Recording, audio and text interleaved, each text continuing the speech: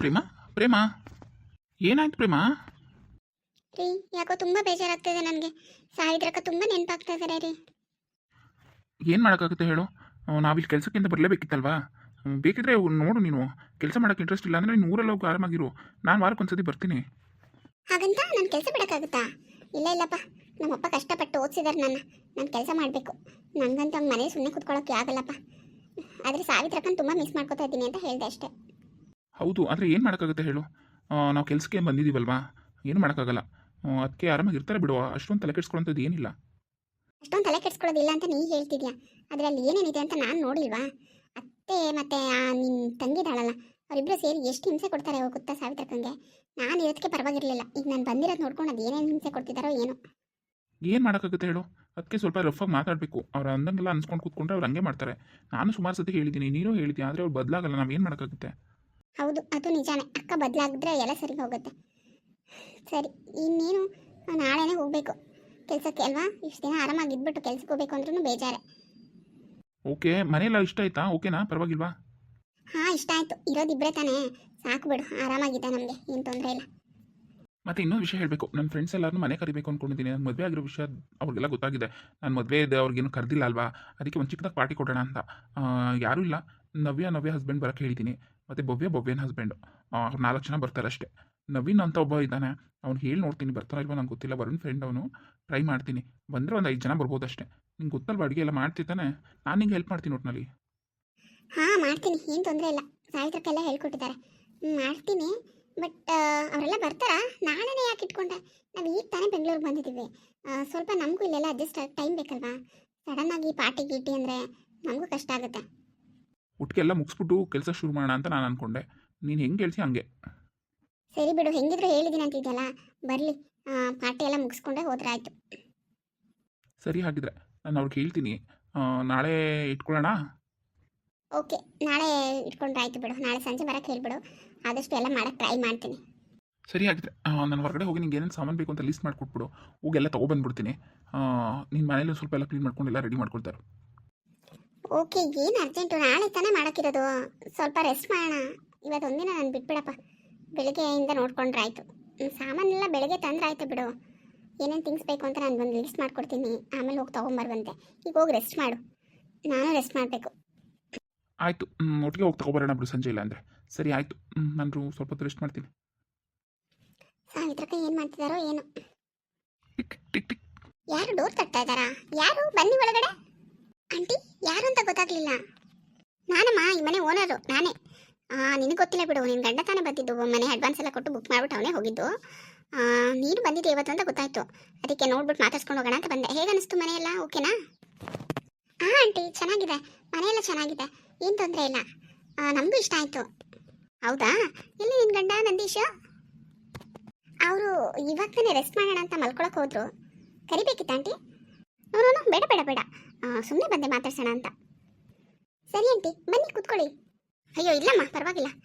ನಾನು ಸ್ವಲ್ಪ ಹೇಳ್ಬಿಟ್ಟು ಹೋಗ್ಬೇಕಿತ್ತು ನಿಮಗೆ ಮನೆ ಬಗ್ಗೆ, ಅದಕ್ಕೆ ಹೇಳ್ಬಿಟ್ಟು ಹೋಗೋಣ ಅಂತ ಬಂದೆಮ್ಮ. ಆಂಟಿ ಹೇಳಿ. ನೋಡಮ್ಮ, ಮನೆಯೆಲ್ಲ ನೀಟಾಗಿ ಇಟ್ಕೋಬೇಕು. ನೋಡಿ ಎಷ್ಟು ಚೆನ್ನಾಗಿ ಕೊಟ್ಟಿದ್ದೀನಿ ಮನೇನ. ನೋಡ್ತೀಯಾ? ಮನೆಯೆಲ್ಲ ನೋಡಿದ್ಯಾ ಅಲ್ವಾ? ಎಷ್ಟು ಕ್ಲೀನಾಗಿದೆ. ಹಾಗೆ ಯಾವಾಗಲೂ ಮನೆ ನೀಟ್ ಆ್ಯಂಡ್ ಕ್ಲೀನಾಗಿರಬೇಕು. ಹಾಂ ಆಂಟಿ, ಇಟ್ಕೋತೀನಿ, ಅದರಲ್ಲೇನು ತೊಂದರೆ ಇಲ್ಲ.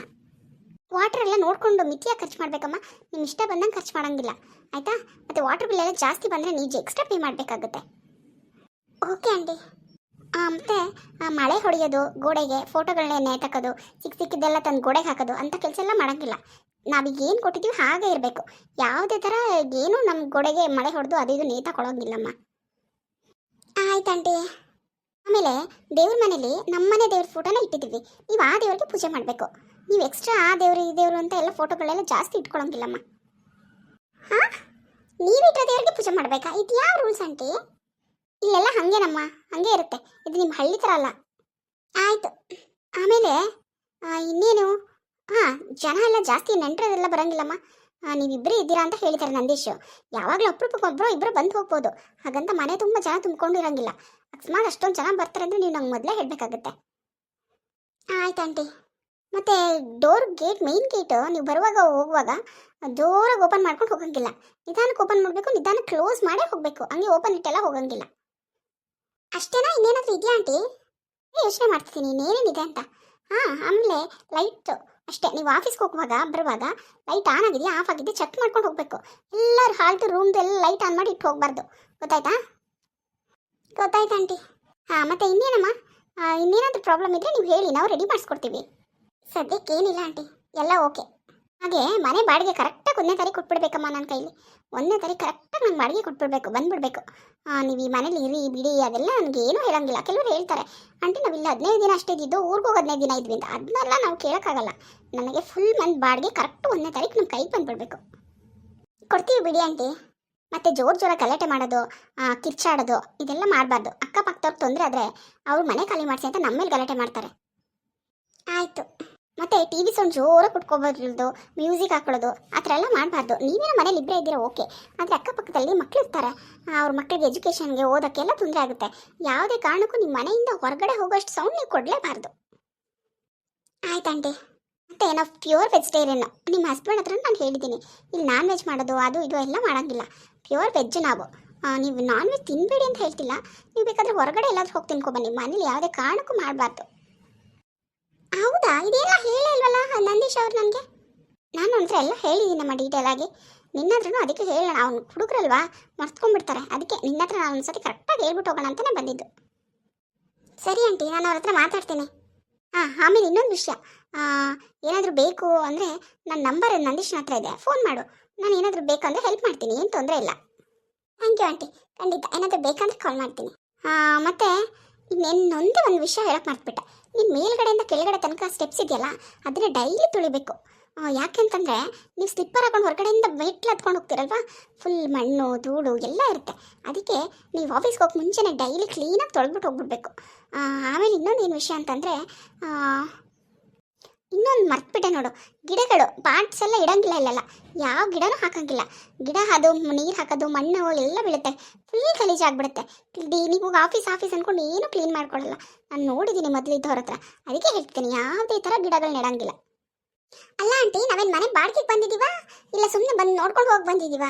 ಏನಿದು ನೀವು ಇಷ್ಟೊಂದು ರೂಲ್ಸ್ ರೆಗ್ಯುಲೇಷನ್ಸ್ ಹೇಳಿದ್ರೆ ಹೆಂಗೆ ನಾವಿಲ್ಲಿರೋದು? ನೀವು ಇದನ್ನೆಲ್ಲ ಮೊದಲೇ ಮಾಡಿದ್ವಿ, ನಾವು ಬಾಡಿಗೆ ಬರೋಕ್ಕೆ ಮುಂಚೆ ಹೇಳಿದ್ದೀರಾ ನನ್ನ ಗಂಡನ ಹತ್ರ? ನನಗೇನೋ ನಂಬಕ್ಕಾಗ್ತಿಲ್ಲ, ಯಾಕಂದರೆ ಅವ್ರು ನನ್ನ ಹತ್ರ ಏನೂ ಹೇಳಿಲ್ವಲ್ಲ.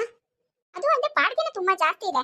ಹಾಂ, ಹೋಗ್ಲಿ ಬಿಡು, ಹೆಂಗೋ ನಮ್ಗೆ ಕಂಫರ್ಟಬಲ್ ಆಗಿದ್ರೆ ಸಾಕು. ಅಂದರೆ ನೀವು ನಮ್ಗೆ ಕಂಫರ್ಟಬಲ್ ಆಗಿರೋಕ್ಕೆ ಏನೇನು ಬೇಕು ಎಲ್ಲ ಕಿತ್ಕೋತಾ ಇದ್ದೀರಾ. ಅದು ಮಾಡೋಂಗಿಲ್ಲ ಇದು ಮಾಡೋಂಗಿಲ್ಲ, ಅದು ಇದು ಎಷ್ಟು ರೂಲ್ಸು ನಿಮ್ಮದು. ಇದನ್ನೆಲ್ಲ ಮಾಡೋಕ್ಕೆ ನಿಜವಾಗ್ಲೂ ನಮಗೂ ಆಗಲ್ಲ ಆಂಟಿ. ಏನಮ್ಮ ನೀನು ಇವತ್ತಾನೇ ಮನೆಗೆ ಬಂದಿದ್ಯಾ, ಏನು ಈ ಥರ ಮಾತಾಡ್ತಿದ್ಯಾ? ಓನರ್ ಜೊತೆ ಹೆಂಗೆ ಮಾತಾಡಬೇಕು ಅನ್ನೋದು ಗೊತ್ತಿಲ್ವಾ ನಿನಗೆ? ಓನರ್ ಆಗ್ಬಿಟ್ರೆ ಏನಂಟಿ, ಬಾಡಿಗೆ ನಾವು ಕಟ್ಟಲ್ವಾ? ನಾವು ಕಟ್ತೀವಿ ಅಂದಮೇಲೆ ಇದು ನಮ್ಮನೆ, ನಮ್ಮ ಇಷ್ಟ ಬಂದಾಗ ನಮ್ಗೆ ಇರೋಕ್ಕೆ ಸ್ವಲ್ಪ ಅವಕಾಶ ಮಾಡಿಕೊಡಿ. 1-2 ರೂಲ್ಸ್ ರೆಗ್ಯುಲೇಷನ್ ಅಂದರೆ ಒಪ್ಕೊಳ್ಳೋಣ. ನೀವೇನು ಲೆಕ್ಕಕ್ಕೆ ಇಲ್ದಿರೋ ಅಷ್ಟು ಇಷ್ಟು ದೊಡ್ಡ ಲೀಸ್ಟ್ ಇಟ್ಕೊಂಡು ಬಂದಿದ್ದೀರಾ ಹೇಳಕ್ಕೆ? ಏನಾಯ್ತು ಆಂಟಿ? ಏನಾಯ್ತಂಟಿ? ಏನಕ್ಕೆ ಪ್ರೇಮ ಇಷ್ಟು ಜೋರಾಗಿ ಮಾತಾಡ್ತಿದ್ಯಾ? ಬಾರಪ್ಪ ಬಾ, ನೋಡು ನಿನ್ನ ಹೆಂಡತಿ ಏನು ಗಲಾಟೆ ಮಾಡ್ತಿದ್ದಾಳೆ. ಬಂದು 1 ದಿನ ಆಗಿಲ್ಲ ನಮ್ಮ ಮನೆಗೆ. ಏನಿದು ಇದೇ ಥರ ನಾನು ಹೇಳಿದ್ದು ನಿನಗೆ? ಪ್ರೇಮ ಏನಾಯ್ತು? ಏನ್ರಿ ಇವರು ಇಷ್ಟೊಂದು ರೂಲ್ಸ್ ರೆಗ್ಯುಲೇಷನ್ಸ್ ಹೇಳ್ತಿದ್ದಾರೆ? ಇದೆಲ್ಲ ನಿಮ್ಗೆ ಮೊದಲೇ ಹೇಳಿದಾರ ಇವರು ಮನೆಗೆ ಬರೋಕ್ಕೆ ಮುಂಚೆನೆ? ಏನಿದು? ಹಾಂ ಪ್ರೇಮ ಹೇಳಿದ್ದಾರೆ. ನೀನು ಯಾಕೆ ಅದಕ್ಕೆ ಇಷ್ಟೊಂದು ಇದು ಮಾಡ್ತಿದ್ಯಾ? ನಾನು ನಿಂಗೆಲ್ಲ ನಿಧಾನಕ್ಕೆ ಹೇಳ್ತೀನಿ, ಸುಮ್ಮನಿರು. ನೋಡಪ್ಪ, ನೀನು ಮೊದಲೇ ಎಲ್ಲ ಹೇಳ್ಬೇಕು ಇವಳಿಗೆ. ನೋಡು ಹೆಂಗೆ ಆಡ್ತಿದ್ದಾಳೆ ಅಂತ. ಈ ಥರ ಆದರೆ ನಂಗೆ ತುಂಬ ಕಷ್ಟ ಆಗುತ್ತೆ ನೋಡು. ಮೊದಲು ಬಂದು 1 ದಿನಕ್ಕೆ ಓನರ್ ಜೊತೆ ಈ ಥರ ಜಗಳಕ್ಕೆ ಬರ್ತಿದ್ದಾಳಲ್ಲ, ಈ ಥರ ನಾನು ಯಾಕೆ ನೋಡಿಲ್ಲ. ನೀನೊಂದು ಸ್ವಲ್ಪ ಅವಳಿಗೆ ಸರಿಯಾಗಿ ಹೇಳಪ್ಪ, ಏನೇನು ರೂಲ್ಸ್ ಹೇಳಿದ್ದೀನಿ ಅದೆಲ್ಲ ಕರೆಕ್ಟಾಗಿ ಹೇಳು ಅವಳಿಗೆ. ನೀನು ಹೇಳಿರಲ್ಲ ಅಂತ ನನಗೆ ಡೌಟ್ ಇತ್ತು, ಅದಕ್ಕೆ ನಾನೇ ಬಂದು ಹೇಳಿದೆ. ನೋಡು, ಎಲ್ಲ ನಾನು ಹೇಳಿರೋದಕ್ಕೆಲ್ಲ ಒಪ್ಕೊಂಡ್ರೆ ಮಾತ್ರ ನೀವು ನಿಮ್ಮ ಮನೇಲಿರಿ.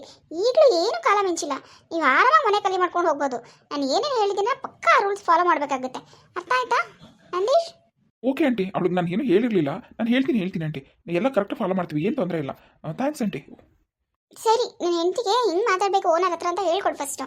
ಸರಿಯಪ್ಪ, ಬರ್ತೀನಿ. ಪ್ರೇಮ ಅವಮ್ಮ ಸ್ವಲ್ಪ ಹಂಗೇನೆ, ನೀನು ಯಾಕೆ ಅಮ್ಮನ ಹತ್ರ ಅಷ್ಟು ಜೋರಾಗಿ ಮಾತಾಡೋದೆ? ಅವ್ರ ಪಾಡ್ಗೆ ಅವ್ರು ಹೇಳ್ತಾರೆ ಬಿಡು, ಎಲ್ಲ ಓನರ್ಗಳ ಕಥೆನೂ ಅಷ್ಟೇ. ನಾವು ಹ್ಞೂ ಅಂದ್ಕೊಂಡು ನಮ್ಮ ಪಾಡಿಗೆ ನಾವು ಇರಬೇಕು, ನಮ್ಗೇನು ಬೇಕು ನಾವು ಮಾಡಬೇಕು, ನಮ್ಗೆ ಹೆಂಗೆ ಬೇಕಂಗೆ ಇರಬೇಕು. ಅವ್ರ ಜೊತೆ ನಾವು ಹಂಗೆ ಮಾಡಲ್ಲ ಹಿಂಗೆ ಮಾಡಲ್ಲ ಅಂತೆಲ್ಲ ಹೇಳಕ್ಕೆ ಹೋಗ್ಬಾರ್ದು. ಹ್ಞೂ ಆಂಟಿ ಮಾಡ್ತೀವಿ ಅಂತ ಹೇಳ್ಬೇಕಷ್ಟೇ. ಹಂಗಿದ್ರೆ ನೀನು ಬೆಂಗಳೂರಲ್ಲಿ ಬದುಕೋಕ್ಕಾಗೋದು. ನಿನ್ನ ಥರ ಆದರೆ ತುಂಬ ಕಷ್ಟ ಆಗುತ್ತೆ. ಎಷ್ಟು ಕಷ್ಟಪಟ್ಟು ಹುಡ್ಕಿದ್ದೀನಿ ಗೊತ್ತಾ ನಾನು ಈ ಮನೆನ. ಸುಮ್ಮನೆ ಜಗಳಕ್ಕೆಲ್ಲ ಮಾಡೋಕೆ ಹೋಗ್ಬೇಡ. ಅವ್ರು ಏನು ಹೇಳಿದ್ರು ಹ್ಞೂ ಅನ್ನೋ ಅಷ್ಟೇ. ಇನ್ನು ಮಿಕ್ಕಿದ್ದು ನಾನು ನೋಡ್ಕೋತೀನಿ. ಹಾಗಲ್ಲ ರೀ, ನಾಳೆ ಫಂಕ್ಷನ್ ಇದೆ, ಪಾರ್ಟಿ ಮಾಡೋಣ, ನಾನ್ ವೆಜ್ ಮಾಡಬೇಕು, ಅದು ಇದು ಅಂತ ಏನೇನೋ ಹೇಳ್ತಿದ್ರೆ. ಈಗ ಅಮ್ಮ ನೋಡಿದ್ರೆ ನಾನ್ ವೆಜ್ ತಿನ್ನಂಗಿಲ್ಲ, ನೀವು ಮನೇಲಿ ಹೊರಗಡೆ ಎಲ್ಲಾದರೂ ತಿನ್ಕೊಳ್ಳಿ, ಮನೇಲಿ ಮಾತ್ರ ಮಾಡಂಗಿಲ್ಲ, ಪ್ಯೂರ್ ವೆಜ್ ಅಂತಿದ್ದಾಳೆ. ಅವ್ರು ಹೇಳ್ತಾಳೆ, ಅವ್ರು ಹೇಳ್ದಂಗೆಲ್ಲ ನಾವು ಮಾಡೋಕ್ಕಾಗುತ್ತಾ ಹೇಳು? ಸುಮ್ಮನೆ ಹ್ಞೂ ಅನ್ಕೊಳ್ಳೋದು ಕಷ್ಟನಾ? ಏನು ಮಾಡ್ತಿರೋ ಮಾಡ್ಕೊಳ್ಳಿ. ಮಾತ್ರ ಅಮ್ಮ ನನ್ನ ಹತ್ರ ಇನ್ನೊಂದ್ಸತಿ ಹಂಗೆ ಹಿಂಗೆ ಅಂತ ಮಾತಾಡಕ್ಕೆ ಬಂದರೆ ನಾನು ಸುಮ್ಮನೆ ಇರಲ್ಲ ಅಷ್ಟೇ. ಅಯ್ಯೋ ಓನರ್ ಅಂತ ಇಷ್ಟೆಲ್ಲ ರೂಲ್ಸು ಹೇಳೇ ಹೇಳ್ತಾರೆ. ಇವಳು ಯಾಕೆ ಇಷ್ಟೆಲ್ಲ ಕೆಡ್ಸ್ಕೊತಾಳೆ? ಇವಳು ಫಸ್ಟ್ ಟೈಮ್ ಅಲ್ವಾ ಬಾಡಿಗೆ ಮನೆಗೆ ಬಂದಿರೋದು, ಅದಕ್ಕೆ. ನಮಗೆಲ್ಲ ಚೆನ್ನಾಗಿ ಎಕ್ಸ್ಪೀರಿಯನ್ಸ್ ಆಗಿದೆ ಬಿಡು. ಹಾಯ್ ಫ್ರೆಂಡ್ಸ್, ಎಲ್ಲರೂ ಹೇಗಿದ್ದೀರಾ? ಎಲ್ಲರೂ ಚೆನ್ನಾಗಿದ್ದೀರಾ ಅನ್ಕೋತೀನಿ.